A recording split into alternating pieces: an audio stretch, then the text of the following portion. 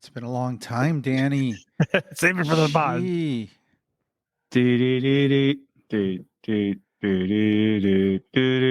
I'm giving up a lot to do this podcast, just so you know. Uh-oh. My Nuggets are on. Oh. Game 1. Oh, the Denver Nuggets? Really? You? Yeah. Really? Are now that I'll save it for the pod. Well, we can start recording right now. There you go. Do it. So, Danny, you're giving up a basketball game to do this? Game 1, NBA Finals, Nuggets, Heat.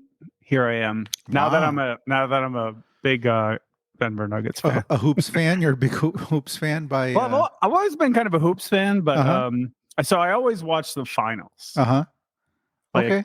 I can't remember a year I didn't watch the finals. I love the finals, but regular season basketball, I don't really follow too much. But yeah, and it's Jokic and the Nuggets, and that's where I was hanging. And I feel like we just had some visitors from Denver in town, and they were at the playoff games in Denver, so we got this whole vibe going, and I'm pretty stoked. But yeah, it's worth giving up game 1 to be with you, Joe. Oh, thank you, Danny. Man? Yeah, plenty of basketball ahead of you. You know, plenty. This is probably good. I'll save some for the end. Yeah. You can. You know, the NBA actually does a really good job of chopping it up and putting it up on YouTube, so you can just see the best. It's all like the baskets. Yes. So I've watched a lot of the, like in my last Bulls season. I'd catch up on the game and it'd take like 12 minutes to watch the whole game. Well, I love the whole like build up. Because like the games go really fast when it's like the finals. Yeah, it's just one of those weird things. Like the game's over before you know it. You're like, what the hell happened? Whereas regular season, can drag on because they're not playing 100%. Yeah. They're just waiting for the playoffs. Pretty much. How you doing, man? It's been a long time. Good, man. Good. I've been busy. I've been super busy, man. Be careful what you wish for. You taking over the world or what? Yeah. I mean, we're open more, so you have like more public hours. Last year was primarily by appointment during the week and open on the weekends. Right. And so now with with my added mechanic help, I'm there. Well, we're there 5 days a week during the week. We're working on bikes Monday through Friday. Oh, I guess we're off on Wednesdays. I mean, technically, we're off. We're like completely out of the shop on Wednesdays. You close the shop on Wednesdays completely?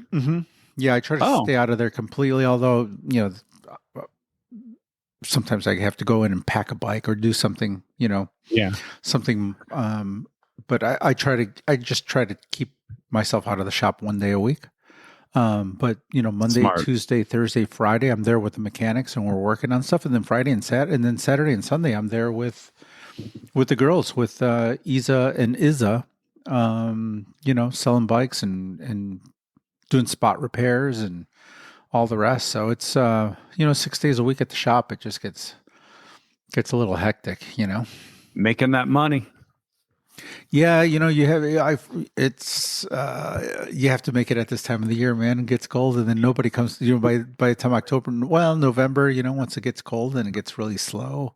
But I'm looking forward to getting back into that rhythm of the bike shop because that's when you do all the picking up and the sorting and the rebuilding of the shop. And this winter, that I guess that's why there is some urgency to make as much as I can because now I'm going to have someone to pay during the off season, besides myself, and so, you got to sock it away because, the money ain't coming in the off season like it is right now. And then, things can get a little tight, for sure. December and January when you're not selling anything and you still got to pay people. So, but that's cool. I'm looking forward to it. It puts a little pressure on me, and it's always good to have a little pressure. So good, man. Good. That's how you make diamonds, right?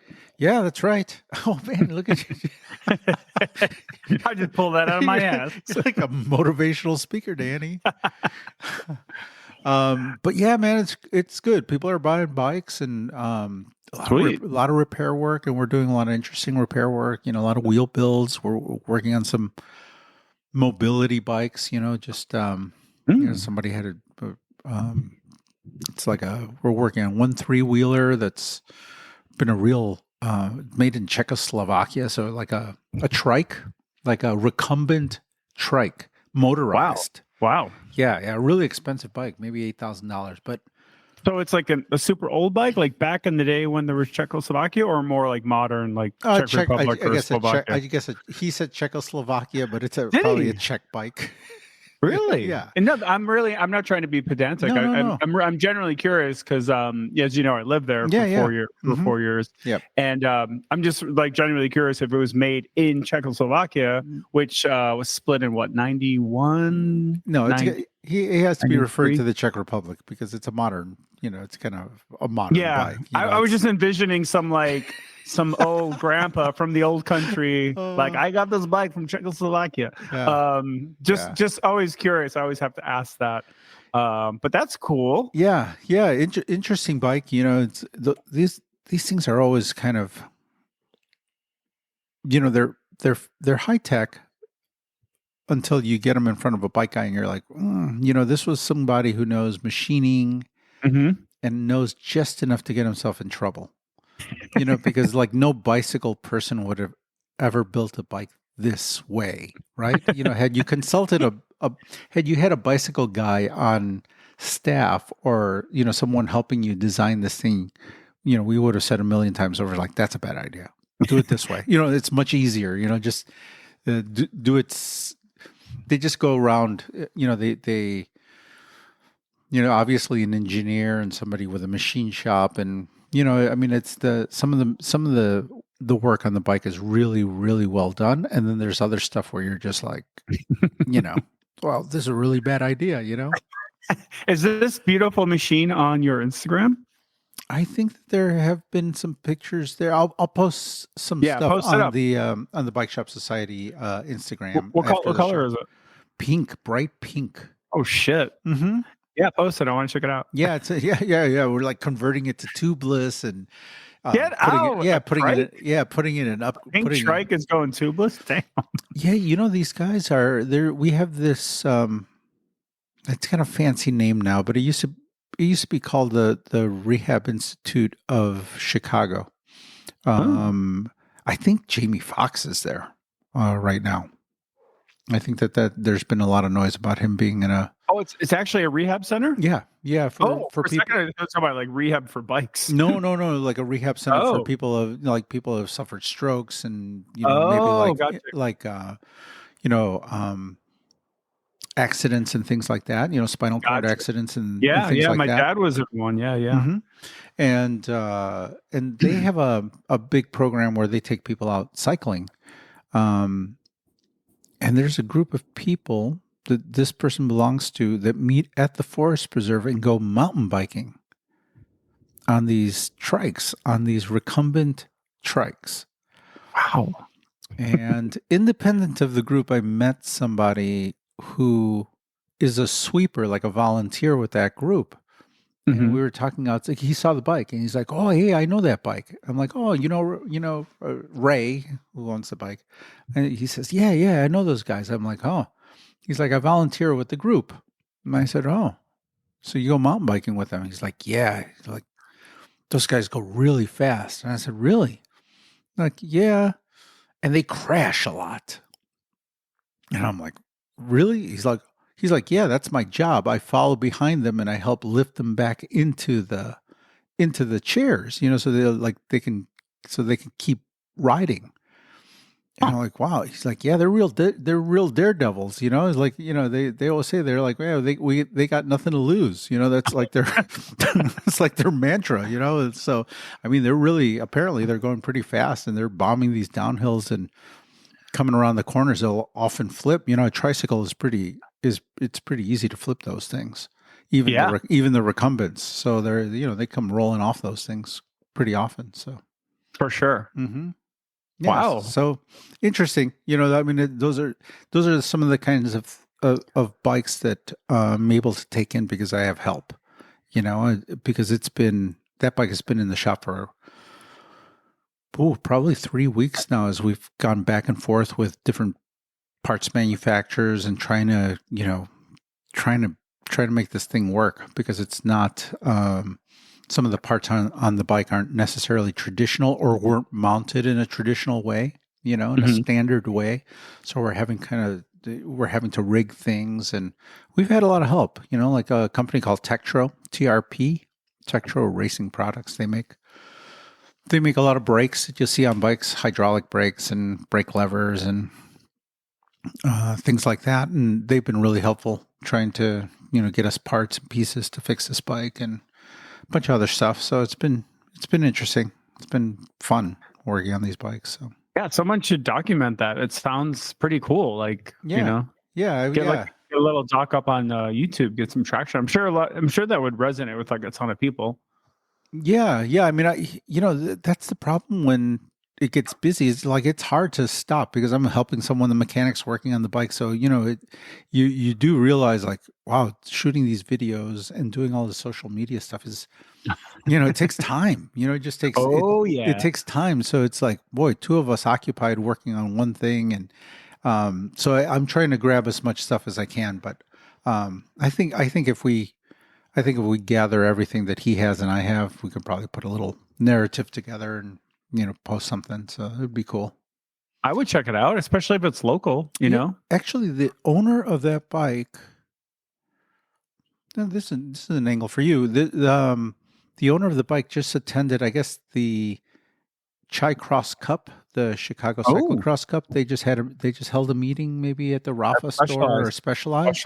Yeah, I saw that. Yeah. Yeah, and so he was at that he was at that meeting presenting his proposal to add a mobility division or race to the series. Well, that's fantastic. Mm-hmm. So I mean, we're working on a bike for someone who's becoming an advocate of mobility racing, and he used to be a really fast, like Cat 3. He was until about, right before his stroke a couple of years ago. He probably would have been racing against you, Danny, in the Masters category or something like that. Yeah, I would have made him look fast. Mm-hmm. Well, I don't know, but I mean, he was training. I mean, he's well. I think we talked about him before. Mm-hmm. I think you mentioned him. It's a very compelling story. It's really cool that he showed up for the. Yeah. So as I understood, because I got some emails, I'm on their list, and I wanted to go. I couldn't make it, but they had like their first meet for the the coming season in the fall, Cyclocross Cup, one of the best cyclocross series in the US. And yeah, it was kind of just like let's meet up, get back together, and then also hear a lot of people's like ideas and thoughts about like how to make the whole series better, which I think is a really good part. It's got like that grassroots kind of organic vibe about it, if you will. That's really cool that he showed up and proposed that. I hope they incorporate that, because I think that would be like legitimate, like really, really cool. Yeah, we have a local mountain bike race that takes place at the Palos Forest Preserve, and he was instrumental in adding a mobility category in that race. So, he's out there. He wants to race bikes, so he's a competitive dude. And I think that's part of. So that's why we're kind of not taking our time, but that's why we wanted to do this thing right, because it was pretty hacked together, this bike. I mean, like I said, it had there's some cool elements to it, but if he's going to actually use this thing to go out there and race, then we're kind of giving it our all to upgrade and, at least do what we can with this thing. Get out the lemon pledge. Yeah. Get that tire pressure optimized. Go to the online calculators at Silka. SRAM. Yeah. Get the skin suit, the whole shebang. Absolutely, man. Aero helmet, all of it. Of course. Yeah. So. No, but that's really cool. Well, best of luck. I mean, if if we can help promote anything he's doing, share it on social. Like, give me a heads up. I'd love to do any little tiny bit that I could. I can maybe share the word, spread the word. Yeah, I'll catch there are a lot of really like big personalities and the Chicago cycling scene, that I think would really like to get that word out and kind of amplify it.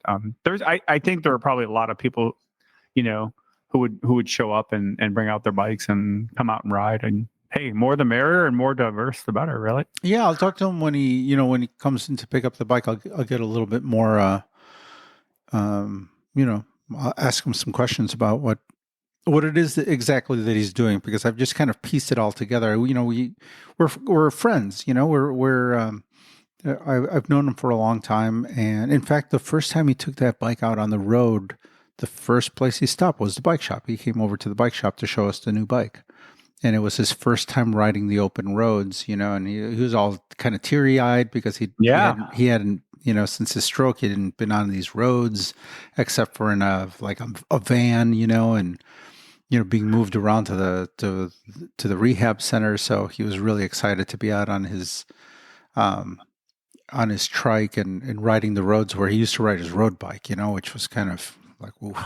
I can imagine. Yeah. Yeah. So we were pretty honored that he came by, that he chose us as a destination, on his way out to Lamont and, the hills out in Lamont and stuff. So he was just kind of retracing some of those classic training routes that the guys who ride road bikes ride out that way.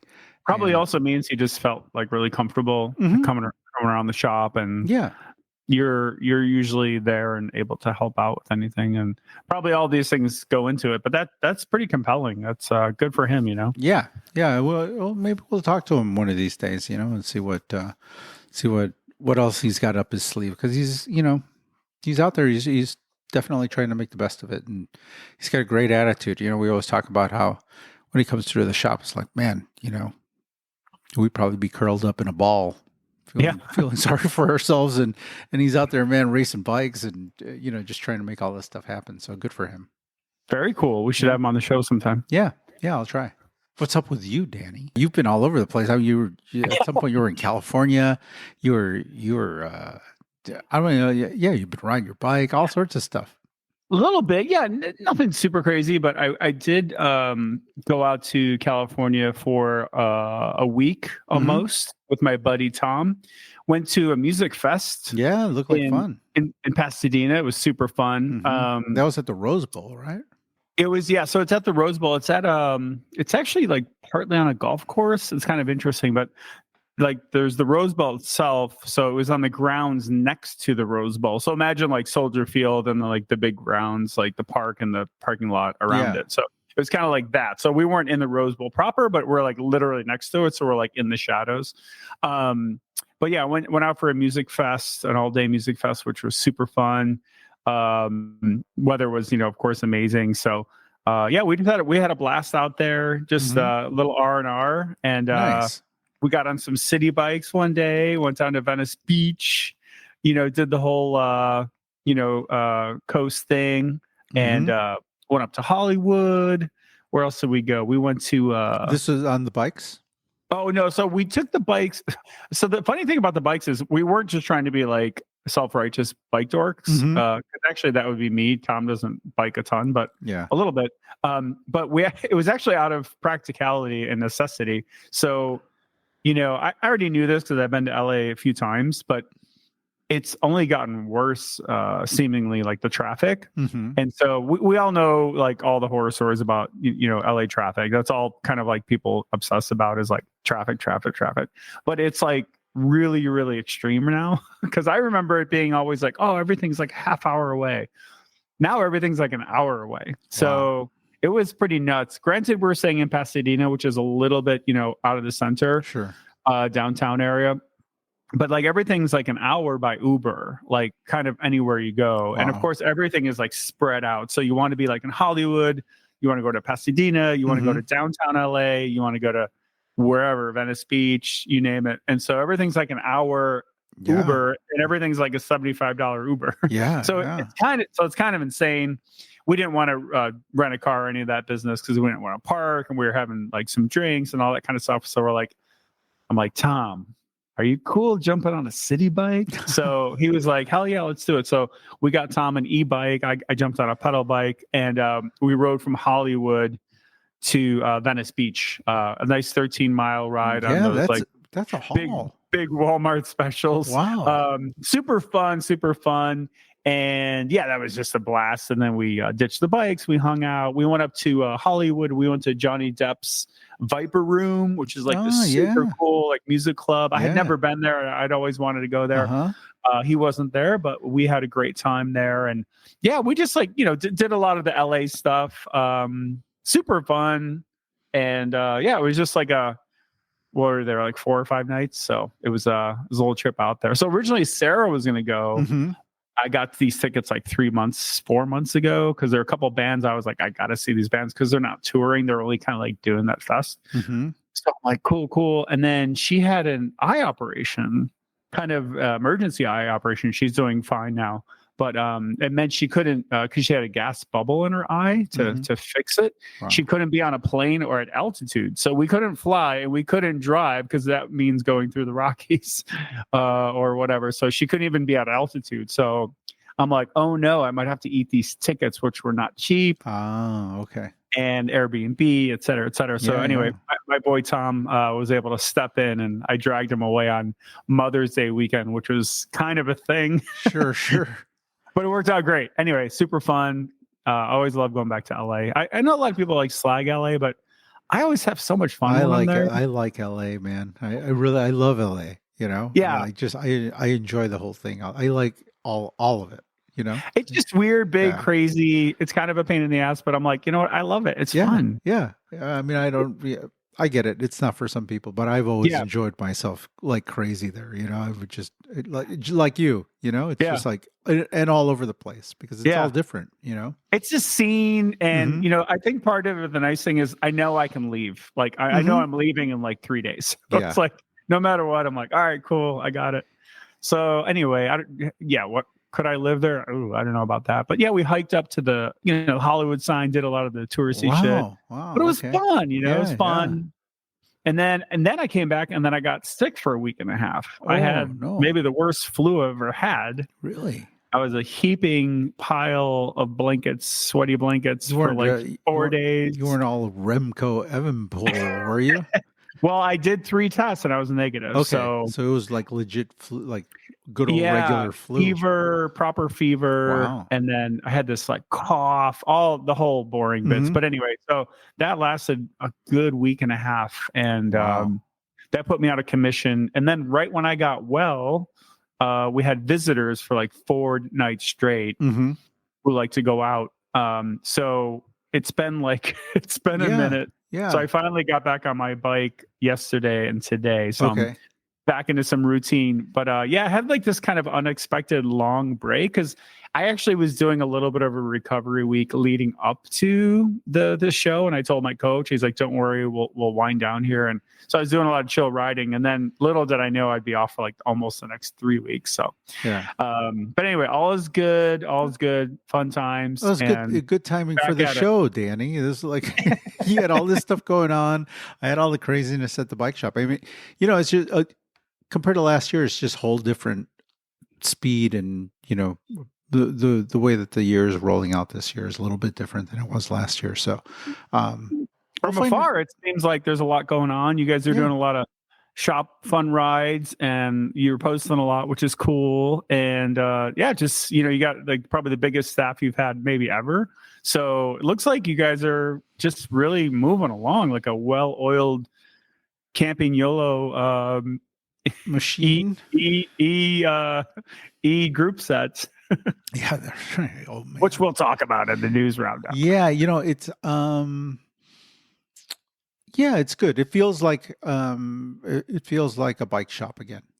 Nice. For the last 3 seasons, and just trying to motivate everybody to ride. If I don't get everybody riding, then nobody rides. But if I can rally the troops, and that's why I think you may have seen a few of the videos that I shot, and people are riding everything. Like someone's on a gravel bike, someone's on a mountain bike. I watch them twice.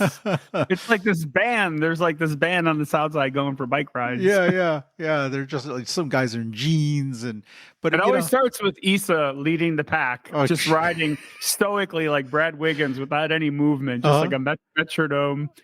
She That's how looks, everyone starts. It's cute. yeah, like an athlete. I mean, she is an athlete. You know, I mean, she's got great form. We took her out. When did we go out? Sunday. I think it was on Sunday, and she rode a road bike, well, a gravel bike for the first time, a road style, Whoa. drop bar bike. What'd you think? Well, it was. Oh, this was on Monday. This was on Memorial Day, and it was funny. I was setting her seat in the parking lot, so I just kind of like showing her how to shift and trying to set her seat height, and I'm like, here, take it out, go for a ride, go do a lap. And she came back, and on her way back, like she is very stoic. You can't really read her very well, but on her way back, she had this huge smile on her face. Whoa, she couldn't hide it. A gravel convert, big grin. Road bike convert. She'd road never. Bike. Yeah, she's like, oh my god, this is like cheating. And I'm like, yeah. Yes, it is. She's like, I barely have to pedal, and it just goes. I'm like, yeah. Well, you've been riding a 1990s mountain bike. I mean, it's a nice commuter bike. It's a nice bike. It's a nice utility bike that you have, but it's not made for speed. It's not, or distance. So that's cool, man. So is that her bike? Is she gonna?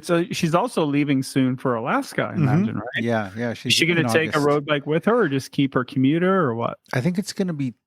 I think I may have lined up a job for her at a bicycle shop there. Whoa! Yeah, in Alaska. So, wow, man. So I think she's gonna get it.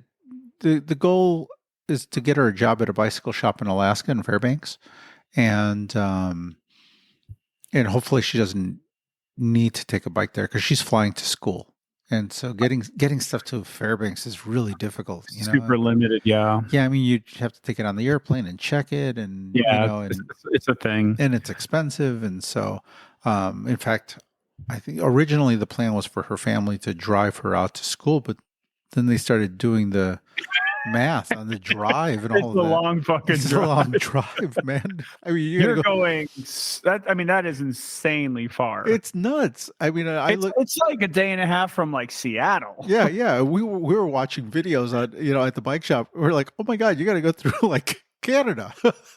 I mean, no, that's for a long time. That's a very daunting drive. It's a big drive, man. It's a big drive. Yeah, I mean, there's. I'm sure it would be cool, but that's a big commitment. I mean, that's several days just there. Yeah, it's almost a week. I mean, it's you would want to that's National Lampoons. You'd want to make a whole trip out of it. Yeah. So the whole family going up to drop her off. It was like no. So I think their plan now is like her mom is going to go.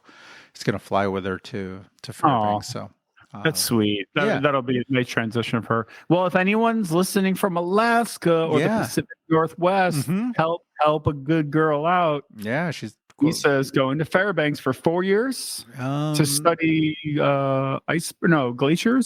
Yeah, glaciology. I love that. That's a word. Mm-hmm. Yeah, I mean it's a pretty it's broad. It's really generic. It's kind of a generic term because it's like, which part of it are you studying? So. Yeah, I mean, it'd be like anthropology or something like it. It could be a million things. It could be a million things. Yeah. And you're not just digging Indiana Jones. Yeah. You're not like with an ice pick, like climbing up, No, but maybe, I mean, when you, the more we. It's caught all of our attention at the bike shop. So now it's all of our project, right? You have me and you got a couple old men who are, where the mechanics, everyone's kind of interested in this, in her and what she's doing, and so we're all kind of like looking things up and learning, during the day something will come up and we'll go try to figure out what she's talking about, and right. You're like, oh my God, you got to learn how to, ice climb, and you've got to learn. Actually, we sent her to ice climbing classes. There was some ice festival up in Michigan in the UP. Whoa. Yeah. Back in February, she mentioned that to a customer last fall. And he's like, oh, you know about the ice festival in Michigan? And her eyes kind of lit up. And I'm like, oh, what is that? And so I sent the Isas out to the ice festival in February. Wow, man. Yeah, where they got to learn how to ice climb and tie knots and some survival skills. I don't even know all the different things. Snowshoeing, and I guess just a bunch of different things that you do on the ice and in the ice and around snow. And they had a great time with that. So I mean, they kind of learned some basics. She's going to have such a great time. What a wonderful experience. I mean, that is a unique college experience, like going to Alaska, right? From the Chicago suburbs. Yeah. I mean, at least she'll be somewhat used to the cold. And, she loves the cold. Right. That's great. Yeah, and it sounds like a real passion taking her there, forging a path. So that's going to be amazing. And hopefully she'll get back to visit here and there. And she could regale you with all the great stories, all the wildlife and all the exploring. It sounds really cool. Yeah, I mean, I was excited for her when I was in there too. I was like, you got to read this book. And into the country. I was like recommending some cool books I've read about Alaska, and she seems really excited. For Issa to look excited is like something, right? Because she's the most like stoic person. Oh, totally, man, totally. And it's kind of cool because it's not just you and me. It's not the guys, not just the people working at the shop, but it's also customers, like people who come in. What a great thing to be young. One day when she wins the Nobel Prize, I hope Joe. So. You can just like completely take credit. That's what I'm hoping for. Danny. You'll get like the local Chicago Sun-Times reporter. Tell us, Joe, what was she like fixing flats back at? Tell it's all because of us. No, that's so cool. Good luck to Issa. That's amazing. Yeah. Good for her. Good for her. She's earned it, and she's gonna crush it. And she'll be hopefully at a bike shop and get into the scene there. Young society member, one of those bike shop society members, like in a bike shop and often, hopefully doing important stuff in the world. So it's cool. Nice. Yeah. So Joe, I have a question. Yeah. Where the hell's my bike? It's currently in my storage room. You're kidding. My bike arrived? Mm-hmm. What? Why didn't you tell me? Well, were you saving it for the podcast? Yeah, I'm saving it for the podcast. You son of I was assuming it hasn't arrived yet, but you're saying it actually arrived? Because they kept saying May, but then the guy was like June 8th or something. Did it arrive? Yeah, I have it in a box. I didn't even open I haven't opened the box. Shit. I'm saving when did it arrive? Last week. Oh, dude, you haven't told me. I'm just dying. We're going to do a show. Over here. Well, you know what? The bike arrived. Your handlebar is here because we're changing the handlebar. So I have your handlebar, but your crankset won't be available until late this month, according to SRAM. Late June? Late June. Okay, I'm going to build it anyway, and then we'll swap it. Okay, that's what I was wondering. Yeah. And those tires that you wanted, which are the TRS, the Conti 5000 TRS, in that particular size in the 28 are not to be found. It's funny. I must have bought the last ones because that makes sense to me because I have the 28s on my current bike. Okay. And I'm like, I just love these. I know I'd ridden Contis in the past, but they're super nice. And I went online one time randomly and it was like no 28s available. And I was like, I looked for a bit, so that makes sense to me. That's totally fine. Okay. I'm excited. Continental doesn't have them. And, I spoke to Conti directly and he's like, the 30s are almost just as fast. And I'm like, no. A little too big. I'm like, no, this is a roadie, man. I can't sub anything out without running it by him. Sorry, man. I'm not doing anything. I'll lose sleep, but thanks. And then, all right, next question. So when is a good time for me to come down and we'll build it up and I won't be too much in your way? Like Wednesday? I'll take the day off work. Maybe. Really? Maybe. You know what I was thinking, Danny, is that maybe we, get a couple of bottles of wine and we set up a camera and we Rioja.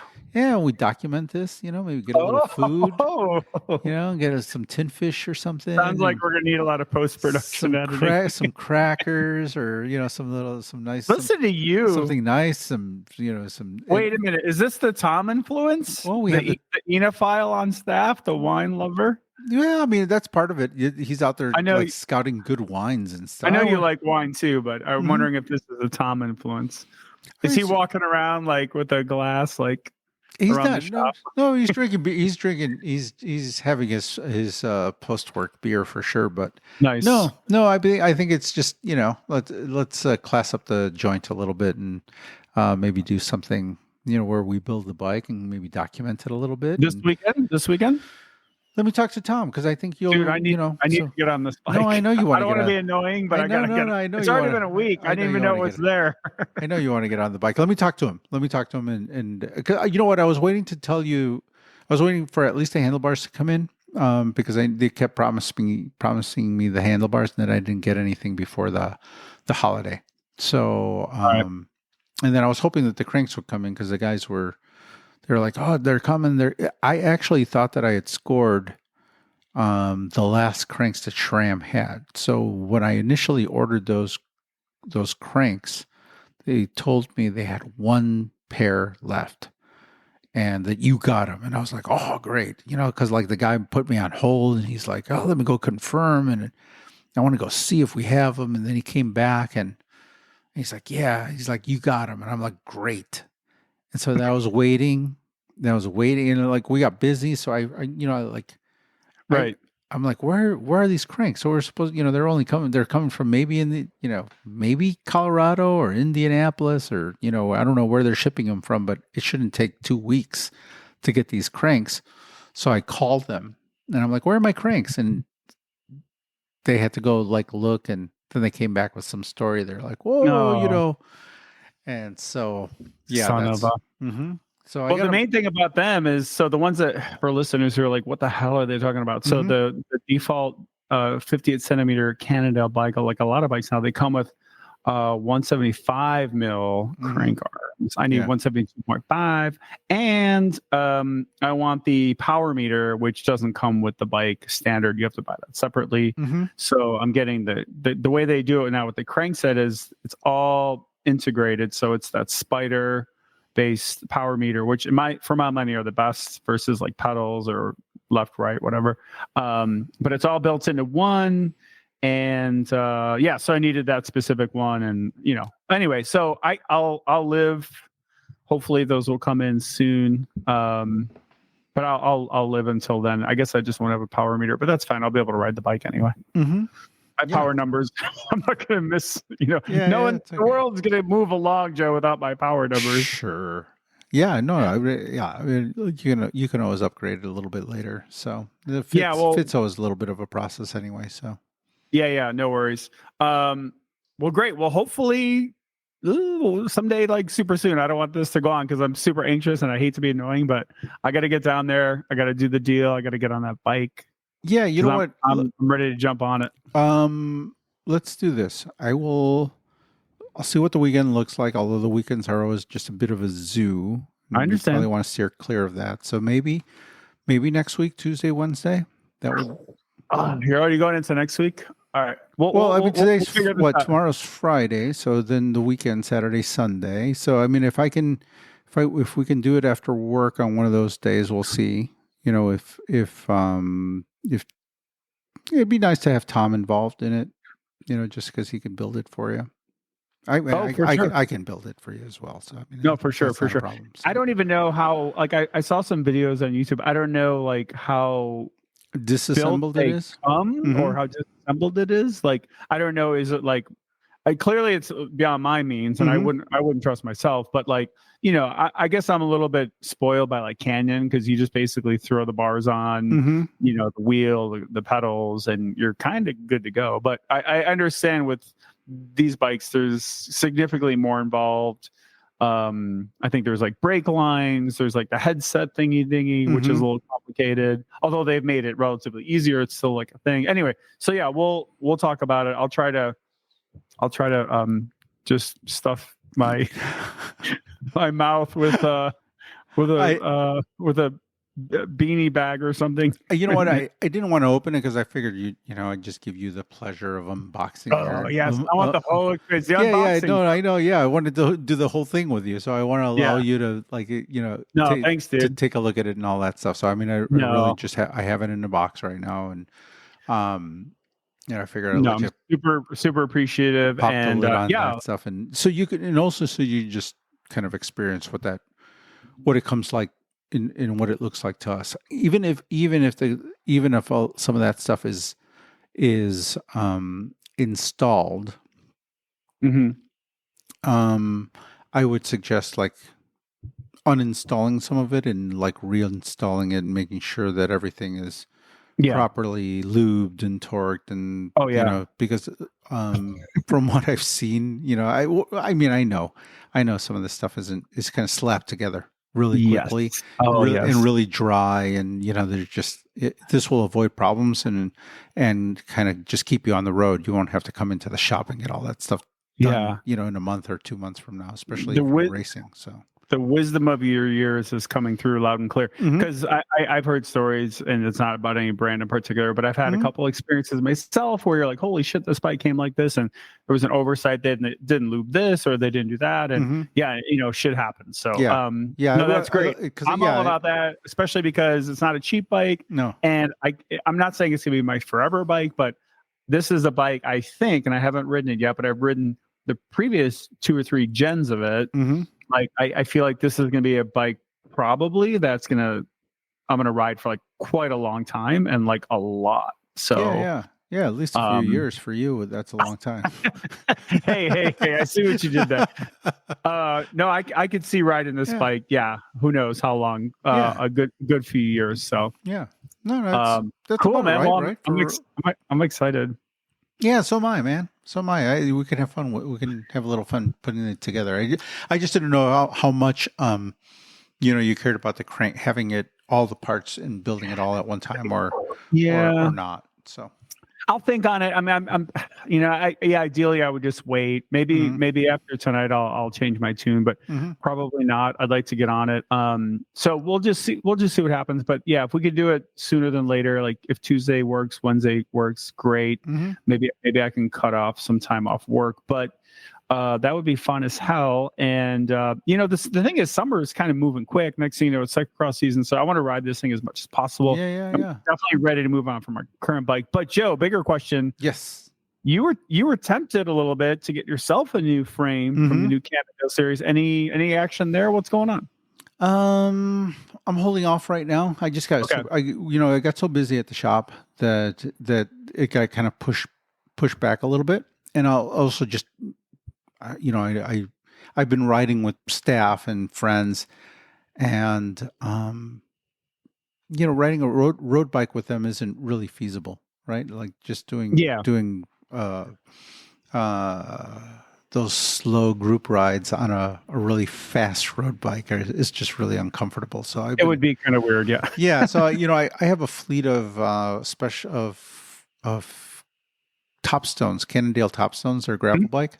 I brought in a fleet of those to rent this year, so I've just been grabbing one of those and riding one of those with flats, and just kind of jumping on there with, maybe I'll throw a pair of bibs on and throw my shorts over, and a t-shirt, and just go off for a ride with that's kind of how I've been riding with Nice. this group. Yeah, yeah, and so I'm right now I'm not in a real big hurry to build anything up, but and also some of those frames, like those Lab 71s and stuff, have been really difficult to get. So Yeah. I was thinking about getting one of those, and so I think I'll wait right now. I'll just take a beat and wait for a second and gather my thoughts about what bike how I want to build it, and what I want to do. So. Yeah, So yeah, for sure. no hurry right now. I mean, a lot of that nice stuff is still a little tricky to get, and I didn't want to compromise and get a color I didn't want, or have to send it out and get it custom painted and stuff. So I actually saw a Lab 71 in the wild. Yeah, you said that over at the pony shop, right? Yeah, you saw that? Shop? Yeah. Yeah. Did I tell you about that? Yeah. So I went there, and Lou is there, who owns the pony shop, one of Chicago's best shops. They're huge into like junior racing, cyclocross. They got the pony shop team. Shout out. But yeah, he's got this super. I think it's a Lab 71. It's definitely the high mod, or the super high end. I think it's the Lab 71, but it's super sweet, super light, and I just held it a little bit. Yeah. He's got it like totally tricked out. He's got full SRAM red. I forget what wheels he had on it, but super sweet wheels, like the Physic adaptive saddle, just like the whole 9 yards. And sure. Yeah, he's been out like hammering on that. And I'm just like, oh, like I'm close. I got a bike coming. Yeah. It's gonna be pretty close to that ish, the mid-range version, but I'll be happy with that. Actually, I think the color on the bike I'm getting is maybe the best color in the whole line. I'm biased, but yeah. So it was cool to see one in the wild and to touch it. Yeah, I think I saw that on some of their social feeds. Probably his bike because it's a big bike. He's a big boy. Yep. Yeah. I mean, they certainly look cool. Just the silhouette is super pretty, and I think one of the reasons also that I didn't want a real fast bike is that I'm a little heavy right now. I'm not exactly in bike racing shape, and having all that bike right now is maybe I'm on the cusp. It's motivation to earn something that I'm one deep dish pizza away. Are you? You're right there. You're teetering. I'm teetering Danny. On the brink on a good day. It's okay. Get a good pair of bibs, and it'll kind of shape everything. It's almost like Spanx. I gotta roll up the duct tape. Yeah. Yeah, Spanx would be good. No, I hear what you're saying. I mean, the thing is too is like bikes can be kind of rigid and uncomfortable. So if you're not conformed to it just by riding a lot and like, I'm just saying like your muscles, your body is kind of more used to it. Even for my bike, like I'm sure I'm going to have a lot of growing pains on the new bike. But just putting in the miles helps a lot, obviously, and stretching and some of the other stuff. But yeah, no, I totally get what you mean. Jumping on a race bike proper is kind of jarring if you haven't done it in a while. Yeah, like it's awesome for the first little bit, and then you're kind of like, whoa, like, yeah. You're like, oh, I've been on this thing how long? Oh, it's only been 5 minutes. My flexibility too, and all. It's like I'd probably have handlebars way up high, just to be comfortable on that thing right now. So yeah, exactly. I saw this guy today. He was beautiful. I don't mean that in a condescending way, but he was just like, you could tell he was loving life. He looked like this retired dude out on the lakefront. I just went out for this super chill recovery ride, and he went by me, and he had this like it was a hybrid. But he had like the tallest ever, like gooseneck, as we would say back in the day, stem. It was like the stem on the stem. Oh, like yeah. I almost was like, is that even like safe? Like it was like the most stem I've ever seen. It's an adapter that goes over. Yeah. I install them every once in a while. Yeah. But then he had, to make it even better, then he had aero bars. No joke. Oh, yeah. And the aero bars were tilted like way up. So he was almost like sitting up. Oh, man. But like, and the thing that actually freaked me out is there was this one tiny little bend. He just went by me and I was kind of like, oh, cool. Like, keep it real. And there was this little bend where he kind of overcooked it. And he kind of like had to like correct himself, but it looked very dodgy for a second. Like I thought he might bite it, but he kept it up. But, yeah, he had like the toe clips and the gym shoes on, and I was just like, yeah, buddy, like go. Yeah, I love it. That's lakefront. You just see all kinds. Some of those people ride a lot of miles, man. They ride a lot of miles like do. that. I mean, they ride more than some of those goofy bikes, man. The owners of those bikes, they ride tons. They'll ride hundreds of miles a week. Oh yes. Yeah. They'll go out. They got some of them get their little radios on. And they'll just go down to like Indiana, turn around, come back. Yeah. Like they'll just ride all day. But every day. They may be retired or who knows. They're getting their 50, they're getting 50, 60 miles in every day. They're 300 miles a week. And I mean, they wear those bikes out. And I always think, I'm like, man, if you had something that actually, fit you and was a little more comfortable, but they've made these things their own, and I mean, they're just kind of, that's how they do it. They're comfortable that way. They figured out a way to get there, and it's like I don't mess with it, I just you took the words out of my mouth, because the thing that struck me was like he made that work for him. Yeah, like he you could just tell, like he had a smile on his face, had his helmet on, his cool sunnies, and he was just spinning along. And it's a little bit jarring at first when you look at it visually, and then you're just like, you know what? He's making this work. Like it doesn't work, but it works. And he's just doing it, and I'm like, go, go. Whatever makes you happy, man, you go, man. Those bikes, you know, I don't, you know, okay, I do get them in. You know, a lot of those people, a lot of the people that own those bikes tend to be tinkers and do a lot of their own stuff. You know, they're adding all of these contraptions to their own bicycle. But on occasion, they'll bring it in to do something or something that they can't handle or they got a problem, you know, that they can't solve on their own. But I'm always hesitant to like touch anything, you know. Like, they modify themselves into a corner. Oh yeah. You know, those are the kind of bikes that you'll have 3 or 4 mechanics. You know, you have the whole staff of the Bring shop. in the crew. Oh, everybody. Bring it in, guys. Bring it in. Yeah, the cameras are out. Everyone's taking a photo of something. I've seen a lot, but I haven't seen that before. I've never seen this before. This is unique, you know. So this other thing that's cool about, and I just noticed it a lot, just in the like yesterday and today actually, but there's like this crazy number of like, I wouldn't say vintage or even old school, but just like older, really nice road bikes. And there are dudes out on the lakefront path. I would say they tend to be like, you know, 50s, 60s, maybe even early 70s, something like that.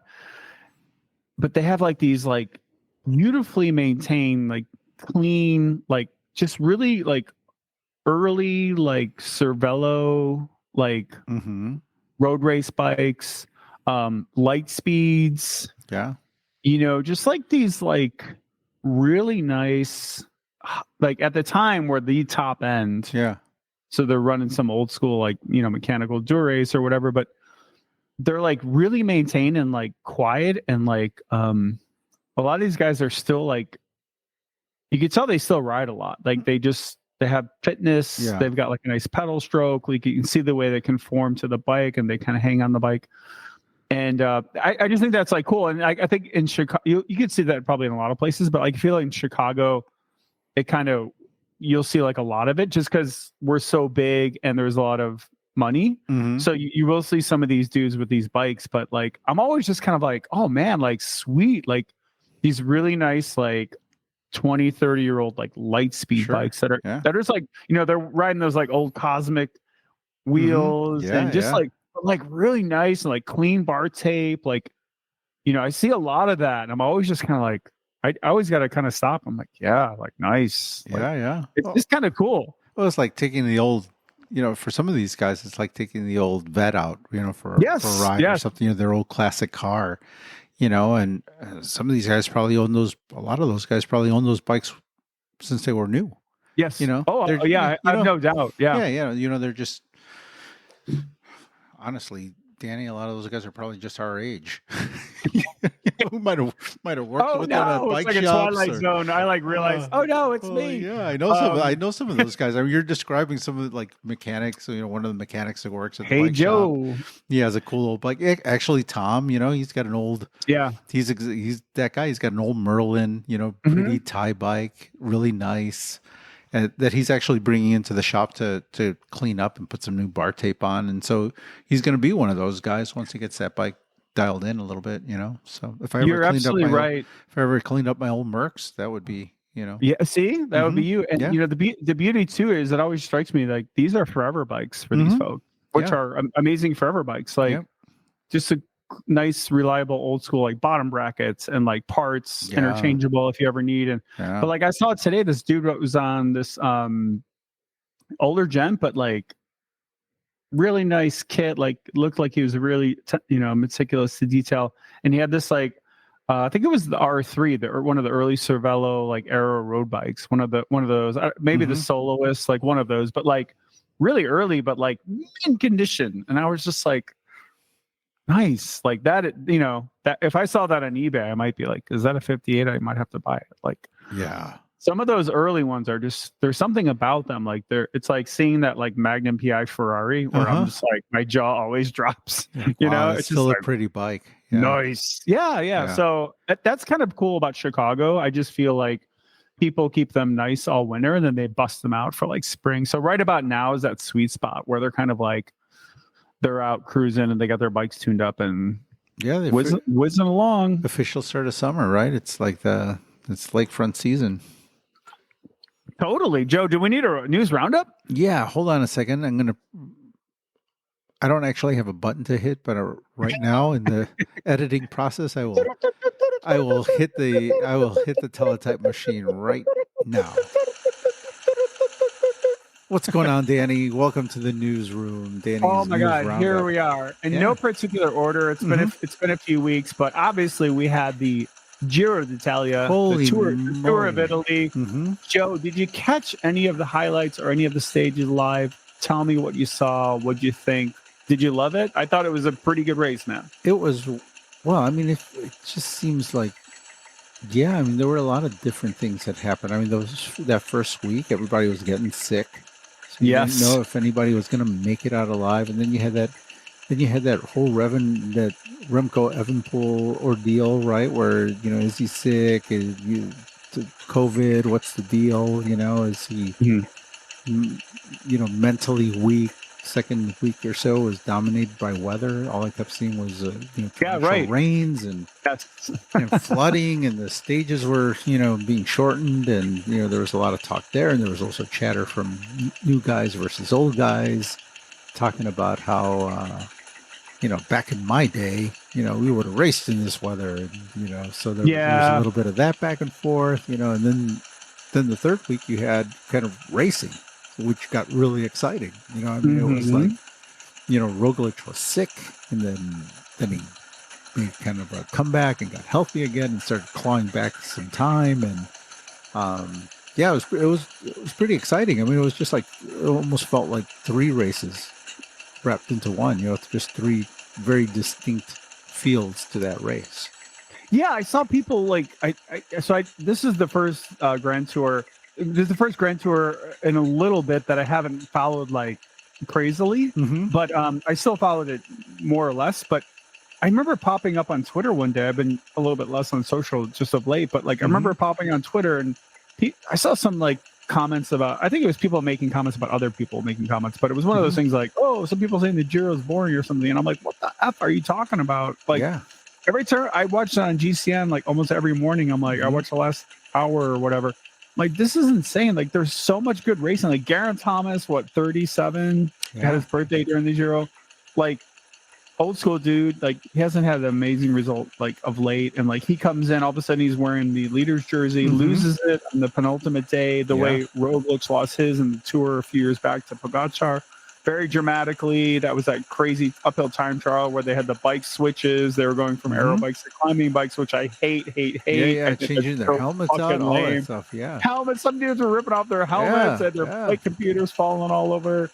Roglic had a mechanical. One of his there was a story that it was his ex ski jumping teammate was on the side of the road miraculously there and gave him this big push. Yeah. And I thought his race was over, but then he won, which spoke to how crazy good form he did have. Yeah. He was lying pretty quiet there for a long time. And then he just raged. Thomas kind of, I wouldn't say he cracked. I just think, he's a great time trials too. I just think he didn't have that extra gear. Yeah. Anyway. But then all the DNFs, all the abandons, Theo Gegenhardt, I mean, he could have fucking won this tour again. He won before. Remco out, Uran out, it was insane. Yeah.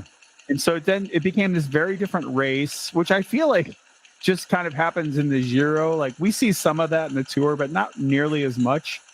But I felt it actually, in a weird way, made the Giro even better, because it wasn't oh, now Roglic will just crush, because he was either not having great days or poker face or something. But his team about him being sick too, right?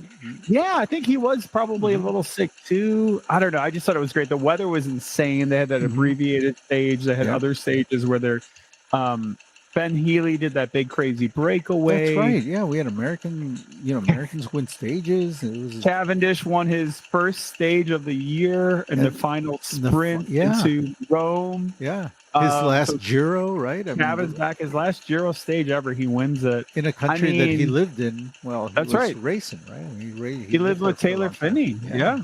There were just so many cool things about the Giro this year, and I don't know. I just loved it. I thought it was super fun. I thought it was great. The last stage was like, well, the last official stage, the penultimate stage. Mm-hmm. I loved all the climbing, the 3 time trials. I don't know. I thought it was great. It was obviously a different race when Remco left.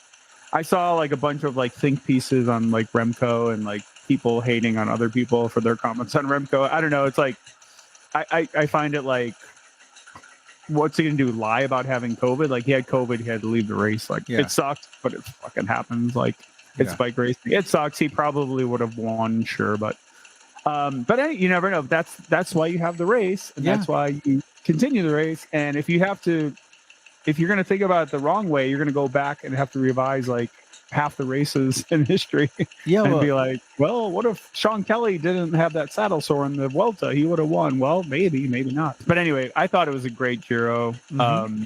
Very different. It wasn't great in the sense of like we had this crazy duel of like the 2-3 best riders of their generation. We had a different kind of duel. It was a dramatic race. I mean, it's all, it was actually, it could have been really bad after that first week when everybody was dropping out, and so, then the weather kind of added drama to everything. And then finally the racing kind of went out there at the end, I mean, it became a race in that last week, which was, I mean, free of people getting sick and the weather, it was all kind of focused on the racing there. So it was good. I loved it. And I just feel like, for me, like the weather is always like this big X factor in the Giro. Mm-hmm. Yes, it can be in other races, but like, I feel like in the Giro in particular, I have so many memories of just like this crazy foul weather, usually just like super cold, rainy, long stages. And they had that, they had to abbreviate one stage, but other ones they just ran. And it was good. I thought the Giro was great. So kudos to Roglic. He's now won 3 Vueltas, a Giro.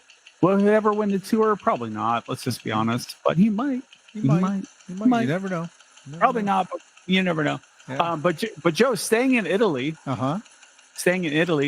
Campagnolo's super record goes wireless. Yeah. And it's very, very expensive. What is it? Go ahead. I'm reading a headline from Bicycling. But I'm sure you saw this. A lot of people saw this. It's retailing for $5,400 just for the group set, which is kind of insane. I haven't actually, gone into all the details of the wireless. So the main thing is, Campy forever, as you know better than me, Joe, always was famous for the thumb shifters on the inside of the hoods, the brifters. Those are now gone. Yep. It's now a lot more like SRAM with no wires. Some people were complaining about the front derailleur is a little bulky, but like everything else, because it has that like cool brush, like carbon fiber look. We're saying it's actually really beautiful too. So I don't know. I didn't have actually a lot to contribute on this point, but I thought it was really interesting. Campy has always been slagged a little bit for like being like too old school, like forever slow behind, and I don't even know how feasible like it is for Campy to come out with an E version, but like, hey, kudos for them. And I think, as someone said, I think it was Dave Arthur on Just Ride Bikes. I like that channel. He was like, this will appeal to all the like deep pocketed, like Campy fanatics. Like beyond that, who's going to like buy this when you can buy SRAM for half the price or even do a race like on the cheap compared to this. But anyway, I just thought it was kind of interesting because Campy is like, for folks who maybe don't know, but like Campy is like super old, prestigious brand. I think for a lot of folks, especially of our generation, still has like this sacred, hallowed kind of status. It's got this cachet. I don't know if it does for you. At least for me, it does. Like I've always like dreamed of having a bike with Campy because I think I rode Campy like once in my life. Whether I actually get one or not one day, I don't know. But it's just interesting they finally come out with a whole E version wireless, and it looks like they got a little cheeky, a little bold. They got rid of the thumb shifters, totally wireless like SRAM. So in a sense they kind of jumped ahead of Shimano, but clearly market wise Shimano is like the killer, and then like SRAM's like a good rival, no pun intended, and then you got like Campy down here. But any thoughts on that? Have you seen anything about it? Did you care at all? Or I'm aware of it. but for realistically, like at the bike shop, I don't. I'm like most shops in North America where we don't do any camping. It just doesn't. You know, there aren't a lot of they don't do a lot of OEM, so meaning that none of like the major bike companies are really stocking camping parts on any of their bikes, and that's been a really long time since that's been the case, and so you just don't see it really wandering into the bike shop very much these days. There's a limited amount. There are a handful of shops around the country that deal with it, because they push it and they've got they just make themselves. They make it known that they're a campy shop, and you have to have. They want you to know. Yeah, and you have special tools, and these obviously have to be high-end shops if you're dealing in camping. I mean, if the Grupos costing $5,400, so there's, a lot of the boutiques, a lot of these fitting boutiques and bike boutiques, deal with campy, but for the everyday bike shop, even someone, even a shop like ours that dabbles in a lot of weird stuff, we don't see a lot of camping, and we don't hold any grudges or anything like that. It's just not, for sure. Our clientele just doesn't, we don't really see it unless it's on an old bike, then we still see some campy coming through on older bikes, 9-speed and 10-speed campy stuff. We'll see, but really modern campy stuff, unless someone's building their bike with it at home, you generally don't see that stuff just wander into. It's usually taking, if they are writing something modern and new, that person is probably, if he has a problem or needs any service, he's going back to the shop that he bought it at. Yeah. Or he's doing the work himself. He's doing it at home. He's a campy guy, like you said, one of those old school guys, just likes building stuff with campy. Yeah, and, and one of my mechanics is he's building some new bikes right now. He actually just ordered probably 2 of the last Waterfords ever made off the assembly line. Yeah. So I have one Waterford bike probably arriving tomorrow or Monday, and then another one is coming. He bought one for himself and his wife, and sweet. And shortly after he ordered those bikes, the Waterford company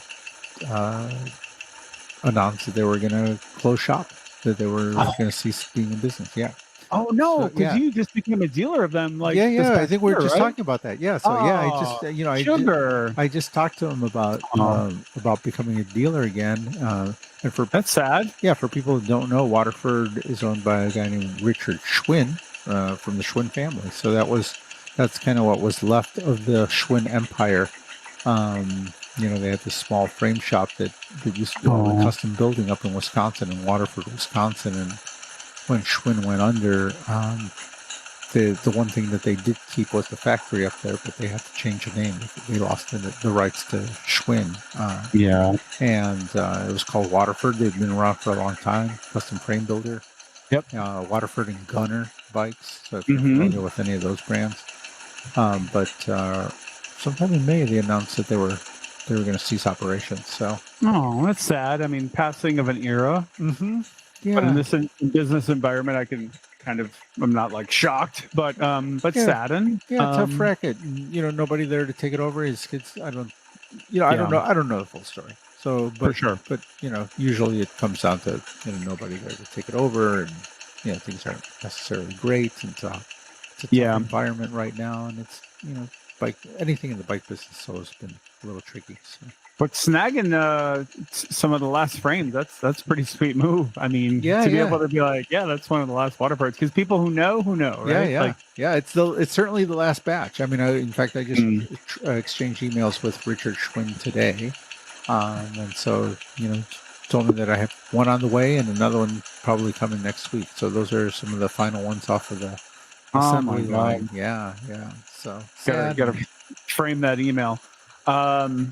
Wow. Yeah. Time is crazy like that, how it moves on. But I remember Waterfords from the earliest days. Since I got into things. I mean, I remember seeing Waterfords hanging in like Cycle Smithy. Like, beautiful steel bikes. Yeah, we talked about it. That was a bike that we sold Robin Williams back in the day. Oh, that's right. Mm-hmm. That's right. Yeah, he bought a custom one. So, yeah, too bad. Very too bad. Other bike news, Joe. Moving out of Italy, and I think maybe TDK. But did you see that the Rally Chopper is back? No. The Rally Chopper is back.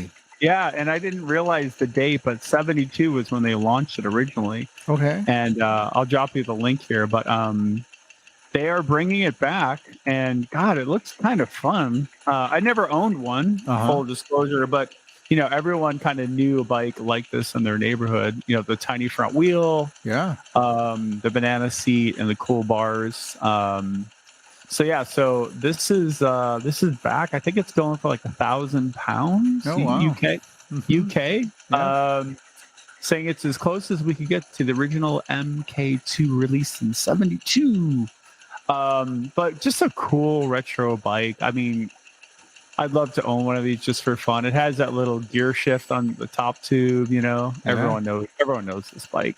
If they don't know what we're talking about, they'll know when they see it. It's a really distinct bicycle. And Danny, you know what? I know somebody who might have one of those. And what? Probably for the right price. An original one. Ooh. Oh, well, we both know him, Danny. Come on. Oh, okay. I know who you mean. Yeah. Our buddy. Our former boss. Boss, yes. Yeah. I'm sure I would assume he has a few of these. Looks like the price is coming up to $950 sterling. I don't even know. It's probably roughly the same as US these days. Mm-hmm. So in the ballpark of $1,000. But I mean, this would be so much fun to just like ride around. I don't know. Running for my coffee and for my salads in the neighborhood. Although I think someone would probably just steal it. Yeah, they push you over. That thing's cool. That's actually in your neighborhood. That's one of those they'll take that before they take your new road bike from you. They would just shoot me. Yeah. And then 3 other quick pieces, Joe. Sure. We have 2 interesting films coming up this summer. Maybe you heard about these, Joe, but as you know, I'm sure you've seen this, and folks who are into racing have seen this, but there is the Netflix Tour de France documentary coming out. It's called Tour de France: Unchained. And that is coming out June 8th, which is in a week. Wow. And it's an 8-episode series, delves into the behind the scenes of Jumbo Visma, Ineos Grenadiers, and 6 other teams at the 2022 Tour. So last year, that was kind of like one of the big talking points, at least for dorks like me on social, cycling Twitter. Like every time someone did something, it was like, how will this go in the Netflix documentary? It became like kind of a funny thing. But on all serious notes, I was a little disappointed because I saw the trailer. It came out like a month or so ago, whatever.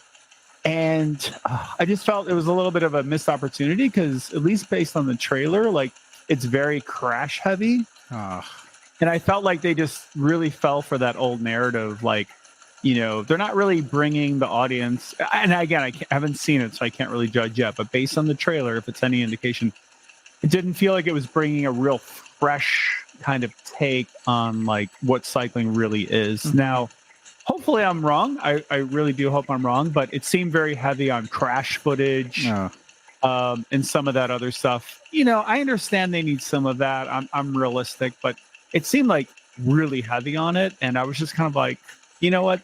Crashing is part of cycling for sure. Yeah. But there's so much to it. There's so much strategy and there's tactics, and like I get it. It's Netflix. They're trying to make this quote unquote successful to like people around the world who aren't like bike geeks. So I'm probably the worst person to review this. But anyway, I'm still excited. Of course, I will watch the whole thing. That's coming out June 8th.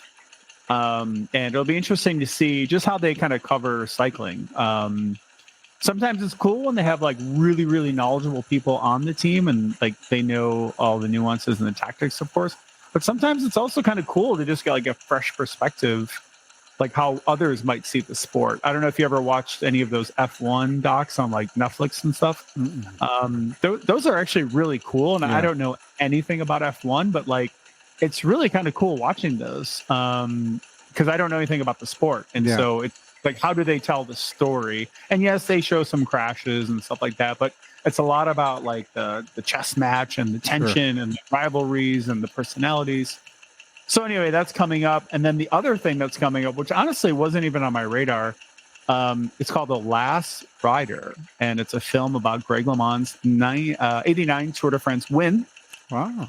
It hits theaters. It's going to IRL movie theaters. Really? Joe. If you want to go, we'll grab some popcorn and Raisinets. June 23. Go down to Fort City and catch it. Let's go to Fort City, man. Yeah. Let's pay $19 for a ticket and watch kids on their phones the whole time. Yeah. But that's coming out June 23. So 2 weeks after the Tour de France one debuts on Netflix. I haven't read a ton about it, but it looks really good. It's got some footage I haven't really seen before, so I don't know if it's like new footage that they found in some like someone's warehouse or about the 89 tour. Really? What an obscure. I mean, it's cool to you and me, but boy, that's not like. It's just kind of a. Right, because release really like a theatrical release, huh? Yeah, because everyone always talks. You're right, because everyone talks about the '86 tour, which we have so much written about. We have books about it. We have Slaying the Badger, which was this great ESPN 30 for 30. So everyone talks about the '86 tour with not Laurent Fignon, Bernard Hinault, and Le Mans and the big battle because they were on the same team. So everyone talks about that one. The 89, not so much. Obviously, everyone talks about the final TT with Laurent Fignon and the 8-second win. Of course, that's the big thing.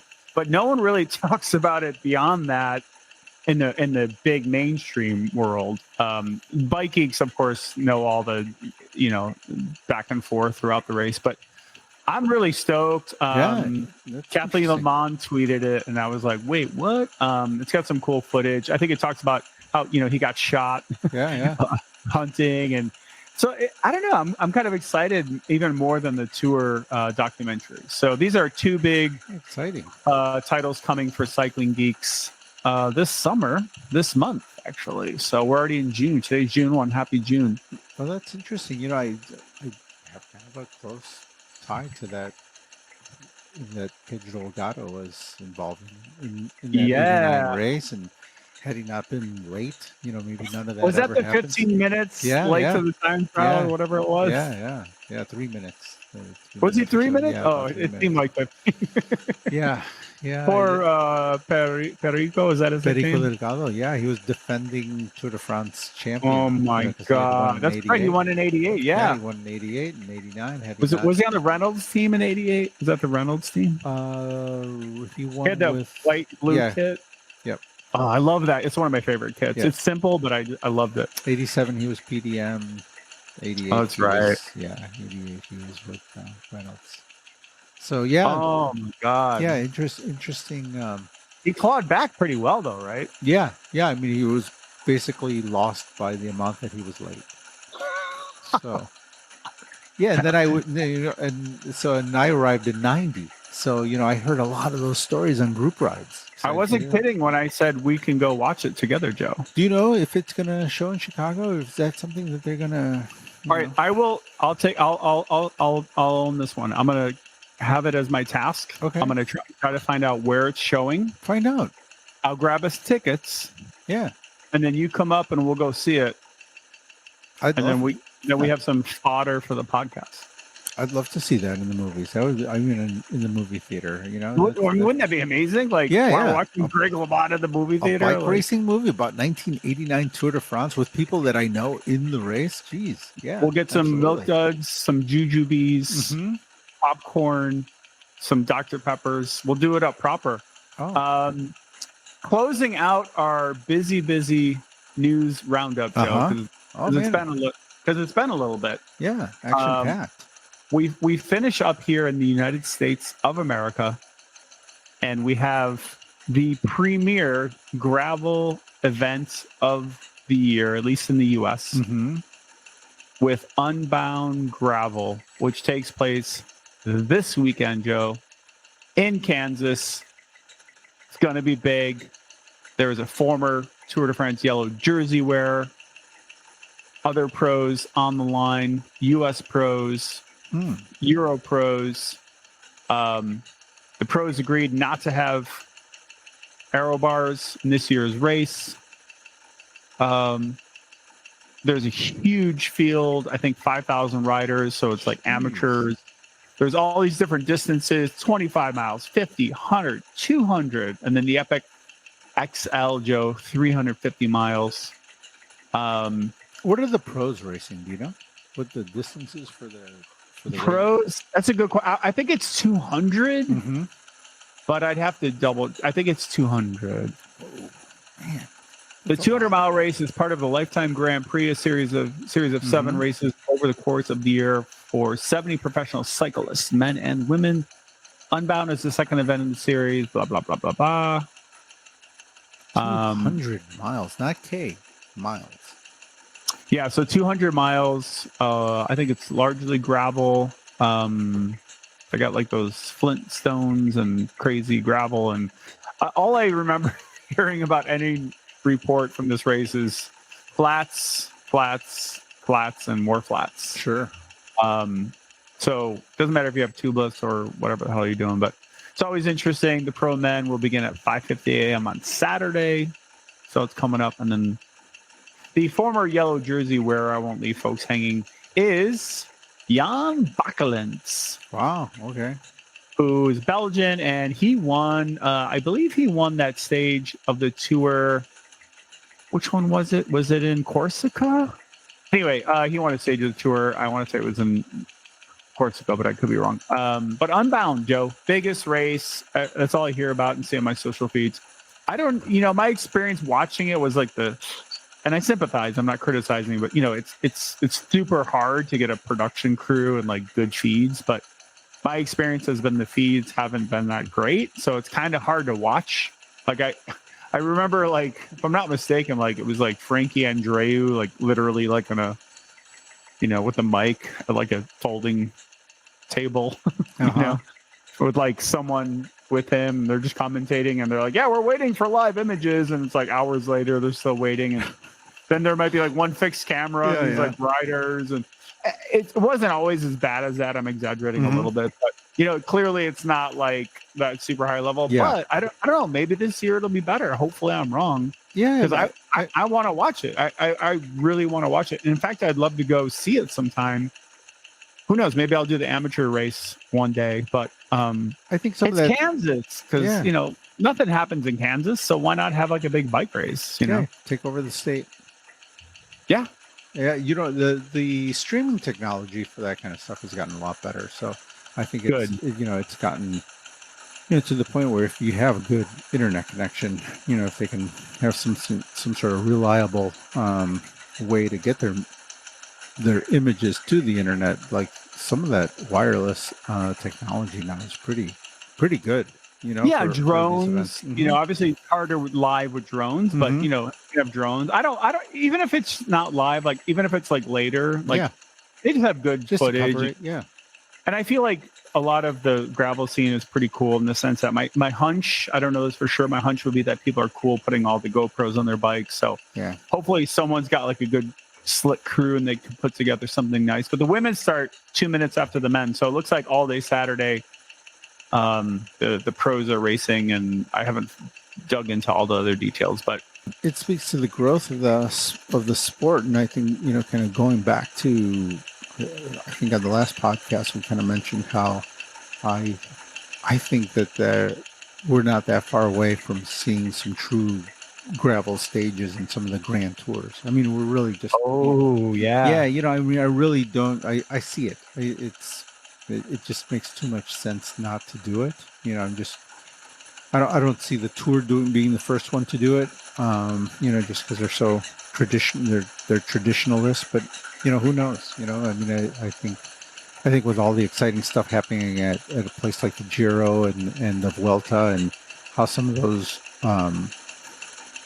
races are kind of gaining in popularity, that might be the kind of thing that the tour has to do to shake things up a little bit. Can you imagine, like, I don't know, Bernal just like crushing like a big like gravel bike? That'd be cool.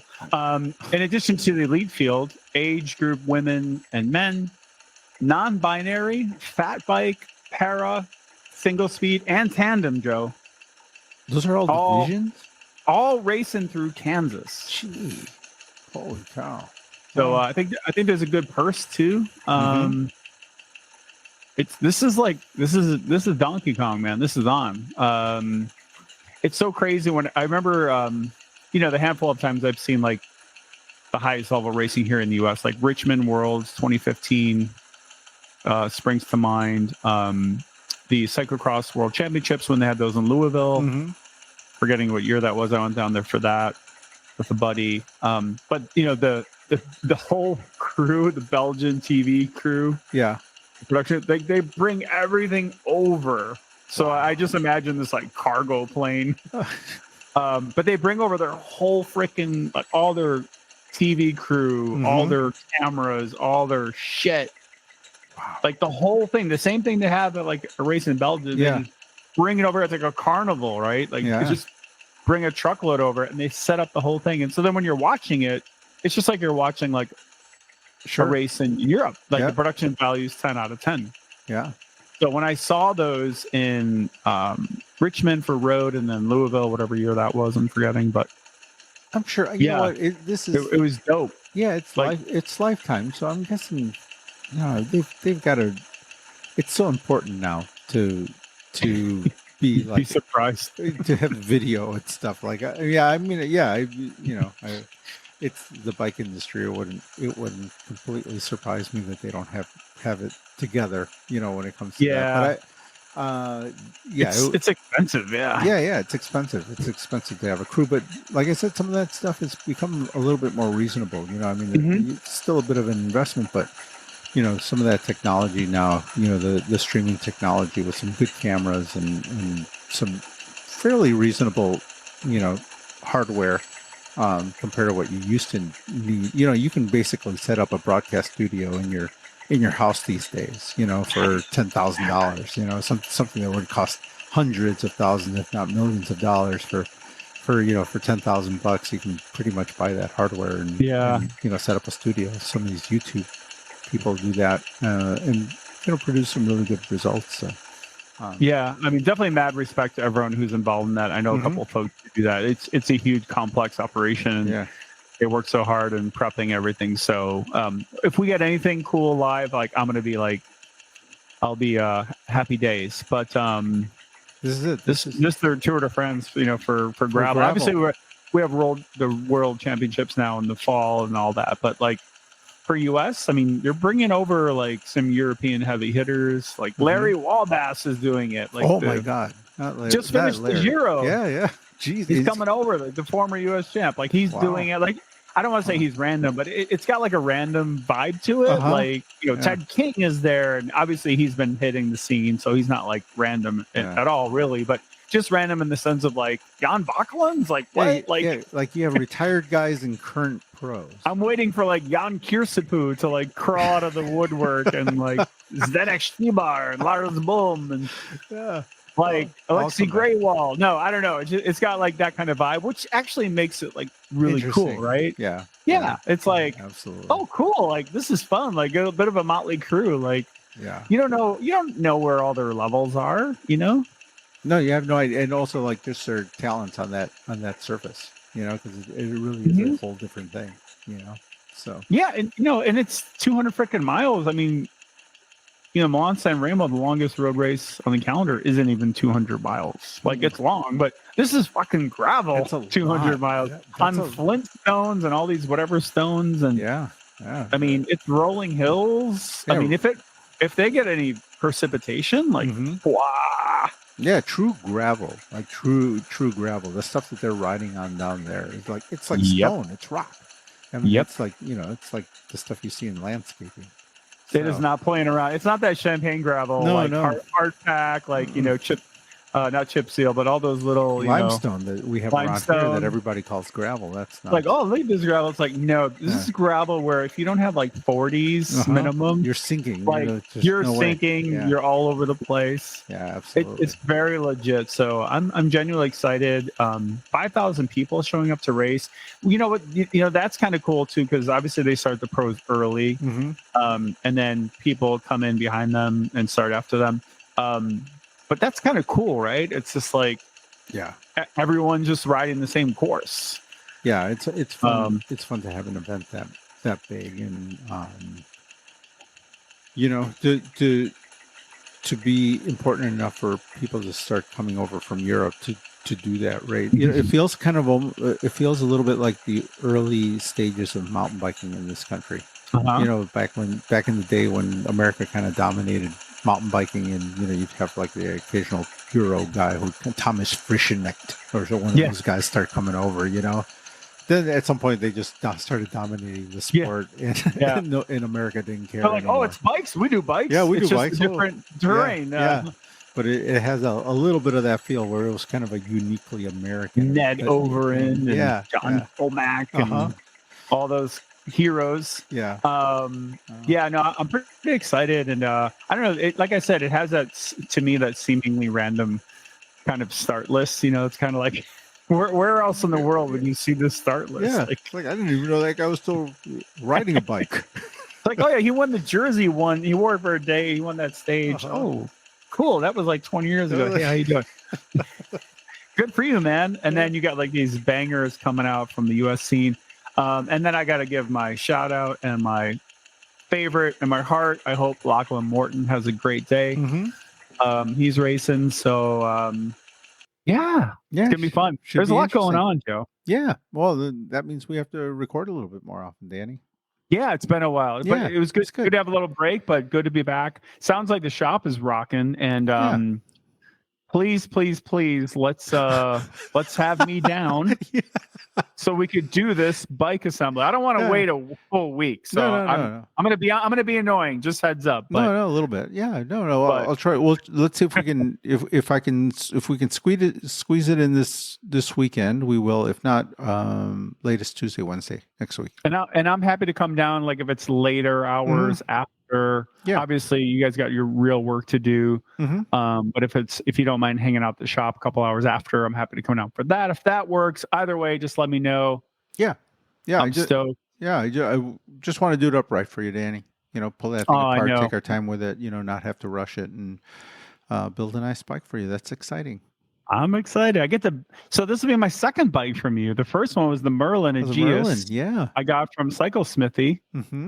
Back in the day, and now, dude, full circle. I can't wait to get your review, Danny. I think we'll probably, if we do it right, then we can have one of those little review videos on the internet. You can do a whole little series. I'll put on my suit.